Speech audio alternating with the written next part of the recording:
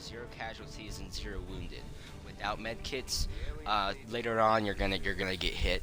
It's just gonna happen because grenade you can't one-shot people after they get better armor. But that only happens when you get better armor, so you'll be fine. Yes, we have to do something that'll get people's attention. It really does nothing. You just gotta blow something up. You're fine though. All right. So especially in the first few missions, until you get better armor, and even then, you always want to stick together until you get specialized people, and once you get used to the game. But every time you try to get in that mood, and you think you're doing something, it's just like playing an instrument. You start getting into the music, you're gonna mess up, and when you mess up, you lose the entire squad, or you have to evac, or you just have heavy casualties, which usually happens. You get heavy casualties for a while, and if once you get into that groove of like you always get heavy casualties, you'll eventually be able to where you lose almost every single mission and lose your entire squad. You have to be good in the beginning, and then you can kind of like hop into your own style.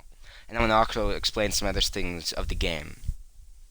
And this is called tips and tricks, but there's only like a few tricks. It's primarily just tips. I can't tell you how to hack the game or anything. I mean, I could. I just wouldn't know myself. The only research I've done for this is primarily just playing the game. I've done a little bit of offhand research so I could find out other people's experiences because I only know my experience. None of my friends play the game, just me. It's a fun game, but I also like no one else is ever online when I try to do multiplayer, so it must not be that popular. But it's still cool. I'm gonna skip this quickly. It's fun to see him drop down, but all right. We have a fix on the target. Move to place the X4 charges at the designated position. Alright, so you see this, we're all together. You want to stay together like this. And see these grenades when you press... Ooh, you have... Oh yeah, you can get in the cover. You see these grenades? You want to use that in Overwatch the most. So another thing is, and we're going to do this, always stay in the blue area. Because once you do this, even if you get into something, you can't put yourself in Overwatch. And you must be a tower. Now. Let's get all these guys in together in a blue area range. So as I do, let's put you in Overwatch. Usually I don't put them in Overwatch unless I'll put them all in the seated area because they may have to have another function. But in the beginning, it really just doesn't matter. Alright, you... I don't really like you being too far away, so... But you're gonna branch out for us. You're gonna be able to branch. You can usually have one in branch if the other can have covering fire over it. Like, there we go. You see these guys? They're disciplined and well equipped, but their obedience makes them predictable. Now if I can get them in grenade range, which I'm pretty sure I can't, you do that. I'm not going to fire on them like I could right now. Fire on them. And I mean, I could kill one, or I could kill literally none of them. You do that, well then you still have two other guys, or still three guys you have to take out. And if there's an officer there, you just take out two guys and you just have to deal with the officer. And right now, especially in the beginning, I can't afford that. So I'm going to put every single guy, girl, whatever, into Overwatch, which I already put that one right there. So this one, I don't think they moved. So if I stay out of their vision, let's put her up here. You up here. You over here. And you over here. Now let's go ahead and put these guys into Overwatch. And let's keep you free just in case. So just in case you miss or you do something or something goes wrong, these guys will clean up the mess. So can I get them? I can get two of them. And what I can also do is as I kill two of them, the guys in Overwatch will usually take them out. Now that's the reason I don't recommend it, but I won't get any closer. Yeah, I really won't get any closer without them seeing me. So what I'm going to do is go in Overwatch, and I'm going to take them out. So 3, 2, 1, throw the grenade. And by doing this, you're minimizing the amount of enemies and minimizing, well, the amount of firefights that you're in. And because you want to take out as many people without them shooting back. Oh, see, he's on the run. Overwatch, there we go. They engage Overwatch. Now he's dead. Now he's dead. Now, after you're done being concealed, once you discover an enemy, they discover you. So you can't sneak up on them anymore.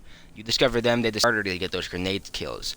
But still utilize your grenades, because if not, that's how your entire squad gets wiped out. It's not fun to get them all wiped out, because you do get sentimental attachments. As much as you won't say that you will, you do. The Levi squad, which was an elite squad from my very beginning, and those guys I followed the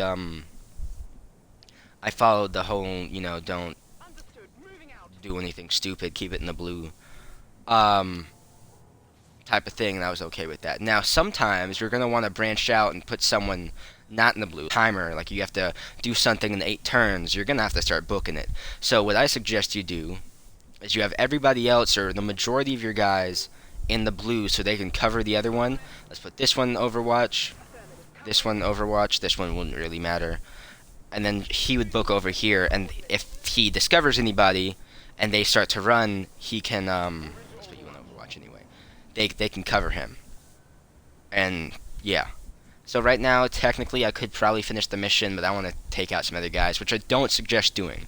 You want to minimize your firefights, but I want to just show as many people as I can the combat. So we're going to kind of just move around here awkwardly. Just walk around. Keep it in the blue. When there's no timing, always keep in the blue. You have as much time as you can, use the time. Because they don't actively hunt for you, even if you're not concealed anymore. They may have a patrol route, but they won't be looking for you, so you'll be safe. So, like this one, here I'm going to put them all in Overwatch. Now, I guess here you don't have to do it, but it's always safe to do, and you want to get in that habit. Something else you want to do is always keep your lads together. This is a little bit too far apart. He's that way. You're going to want to always keep them together, especially in the beginning, until you're allowed to branch out. Now here, they're probably going to see us, but we're in Overwatch, so we should get some hits on them. Or we'll miss. That's something else about Overwatch. But now they definitely know we're here.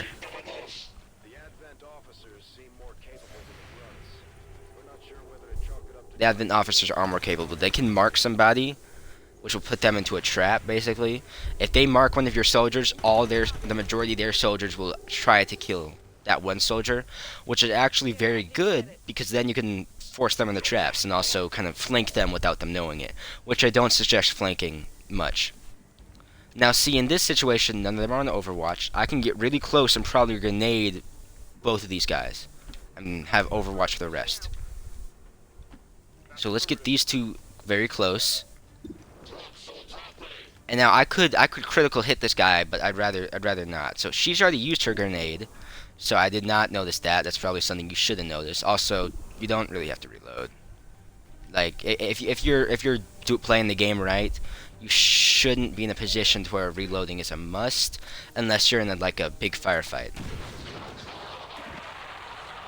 And what I was saying earlier is grenades would also stay together, because these guys grenades until you usually encounter a unit called the Mutons. Once you see them, you should be in a position to where you can spread your guys out a little bit more, so then their grenades won't be as effective, because grenades can really suck if they're used against you. Now by then you should have enough armor to make too much of a difference, but it can still make a pretty big difference that you don't want to be involved. So I'm just going to go ahead and utilize grenades, because grenades, it's a 100% chance of doing damage. It usually will do less damage than the gun, but I'd still rather have... that was probably dumb. That was very dumb. They're probably not going to move from their position, so Overwatch may not be the best, but I'm still going to use grenades. Because, again, 100% chance versus a 75% chance or a 20% chance. Which one do you want? The 100% chance. Now, usually by this second turn or third turn, I would have killed everybody. They'll be able to shoot me. That's not good. I don't like that, but that's okay. That happens sometimes. Or he missed. If he missed, well, now he's definitely dead. Unless I have no grenades left and I'll have horrible shots, which that can happen sometimes. Sometimes. So let's go ahead and put her right here to where she'll be able to get a better shot. Who still has their grenade? Literally nobody. That's not good. Alright. Let's go ahead and have her shoot. There we go. He's dead. Now, once you neutralize all enemies, you can just kind of run as much as you want. It doesn't really matter. So, But you're going to want to stay together until they start getting grenades. But by then, you should be able to branch out a little bit more out of the range of their grenades. And I'm pretty sure I can still... No, it's not like a transport. Um, Another thing, never panic. If you ever panic and try to make them act in a way like they're gonna die. If sometimes if you're in the range of an evac zone, you can book it to there, especially if you have limited time. If you have like one turn left until your guys will get, or 2 turns left until you guys get um, left behind, just start booking it. That is something. That's something to where if you don't book it, you die. But if you're in a firefight and you want to just like have a full-out run because you don't think your enemies can kill all of you at once, or at least some of you will survive, every time I do that, they all die. Maybe once I'll have a lucky shot and someone survives, but I don't even remember that. That could have happened once. I played this game a lot, so it's very possible, but also very not possible. It's not gonna be as You're not gonna be as lucky as you wish you were. It's not a movie scene. I have had movie scene type of things to where like almost all my guys are dead, yet somehow I can carry every single one of them out. For the black site mission, that's actually happened, and like almost everyone was at low health, but they'd always like be able to get in cover and not get shot, and there would be really cool like I don't know. Cool things do happen. But so the premise of what you got to talk about: stick together until you get better armor. When you do get better armor and better guns, that's when your enemies will start to upgrade every.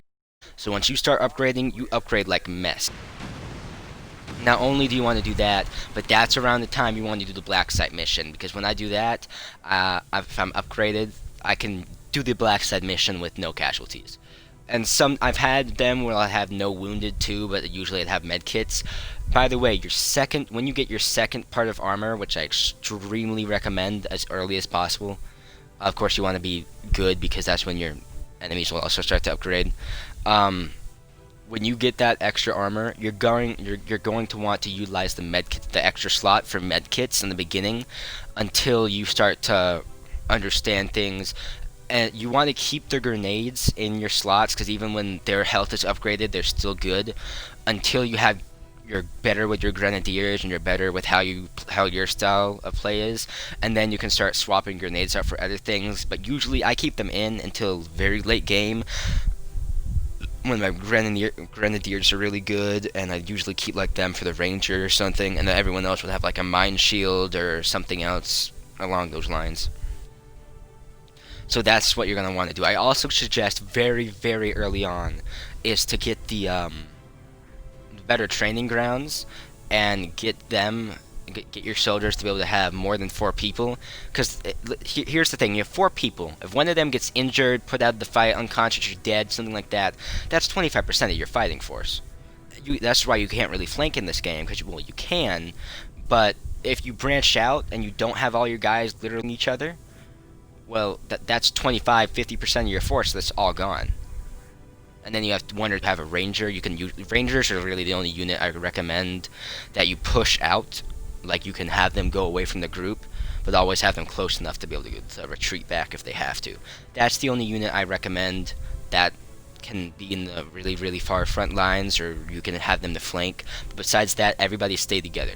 Your grenadiers, I suggest there's an option to where you can have a better gun or better armor. You want them to be your tank. You want them to be able to push them out there, and them to take as many hits as possible and deal a lot of damage. So I always suggest adding that armor because it saved my ass so many times. Always make sure research is good. Try not to use supplies on things that you won't think you'll need to use, and keep your intel up. If there's something that you don't know you need to do, like there's no missions that you have to do, go to HQ and start getting intel. If there's nothing to pick up, no supplies to do anything, go to base and get intel, because that will become like you don't really need it super early game, but then it becomes to where it's a really annoying thing to get, and I failed the game multiple times because I didn't have enough intel to get it before the Advent project kind of did its thing. So promote them. Grenadier, that's cool. I'm just gonna click A 1,000 times. Sniper, cool. Don't be afraid to throw rookies away. I don't usually suggest it, but if you want to do something fun, assign a squad for that. Usually start them out from rookies. Also, if you have a squad of 4, more times than not, they will always, or 5 or something, they will always train to at least one person in the squad is different. Um, every single different power up, promotion, specialization. There we go. They're specialized in different things. Also, keep your best soldiers, usually your lieutenants and captains and sergeants, together. You can have some of them go, and if you're low on manpower, you don't have to do that. But like if you're gonna do a facility mission or the black site mission early on, have only your best soldiers do that. Don't get everyone else killed. Sure, your best soldiers could all die, and that's usually bad. But they're also have the biggest chance to survive. And whenever I don't do that, they usually don't come back home. But if I have my best soldiers go out, they usually, at least the majority of them, would come back home, and that's what you want. Now, there's other missions where you can kind of mismatch them to secure a victory, but also make sure some other guys get upgraded. So you don't have an entire mission where all rookies die. You can have like 2 rookies and 3 veteran soldiers or something, because I usually have about 5 soldier slots. I usually upgrade it to 5, sometimes 6, but the majority, if it's 5, I usually keep it at there and try to upgrade my armor and weapons. Transports. Another reason that you're going to want Overwatch in every single thing is once you get later into the game, it's still the early game though, they'll start using transports a lot, and they'll use that more and more. And they'll also, the faceless, which are basically people who look like civilians but will morph into faceless. Not only will they be on the rescue the civilians missions, but they'll also, some of the debuffs that you can kind of get, like dark events, which you'll eventually get this one. Like I've had it some playthroughs where I've only had it once or not seen it at all, and some of them where it's literally every single month, because they reset after a month. I have a new dark events, and it's always like one of the 3 are either make a block on the Advent project or faceless, and I'm like, come on. I have to pick between 2 evils here. Of course I'm gonna pick not do the. I don't want the Avatar project to go up. I'm having a bunch of faceless running around, which can really turn the battle if you're not in Overwatch. But then I've also had times where I'd be in Overwatch, and the faceless would kind of like go out from being a civilian to the big buff slashy guys, and faceless kind of they're tough at the beginning but weak as you go on. And they were all rookies, and they took it down, all of them, with an Overwatch before it took its second step of kind of running to cover or running to attack. So, and that was really satisfying to watch. Eventually, I think we completed the mission, and then we completed it, but we didn't neutralize all enemies, because I knew if I did that, we'd all die. So it was still a completed mission, just not 100%. Everyone survived, and I ended up calling them my sex squad, because the majority of them were girls. They were looking good. That's not the point. The point is, it's been about 20 minutes, 19 minutes, I don't know. Also, once you start not needing corpses, don't be afraid to sell them on the black market. But never sell your alien alloys until you really don't need them, until you get all the upgrades you can get with them. The corpses you will need for stuff more than research, but usually after that, after I kind of know what I need everything for, I can just sell them on the black market, because you're going to want all the supplies that you can have. I'm more than happy to leave the hard decisions to the commander. I don't exactly know what he said, but you know. So that's all I have to say. If there's anything I missed, I'll fix that. If I get like 5 likes or 1 comment, because I really have no views on anything, saying, "Hey, do a playthrough or do something on more Xcom or this type of game," most likely I'll do it, because I need content that people actually like, because I am really bad at this YouTube and streaming thing. But I really like it at the same time. It's really cool. I like it.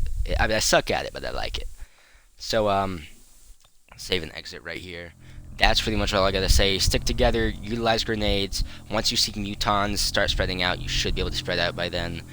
And, utilize doors and stuff like that. That's another thing. When you have doors of, like, not like a house that you can just blow open, but like facility doors, or like, doors that you can't grenade pop open, you're gonna, or I guess that's not the point. You definitely want to utilize that. Have two people on each side of the door and kind of funnel them in, and put those two people maybe on Overwatch, and that'll kind of that helps. It really does, and also gets a lot of cover, so you can kind of just spray. You not spray.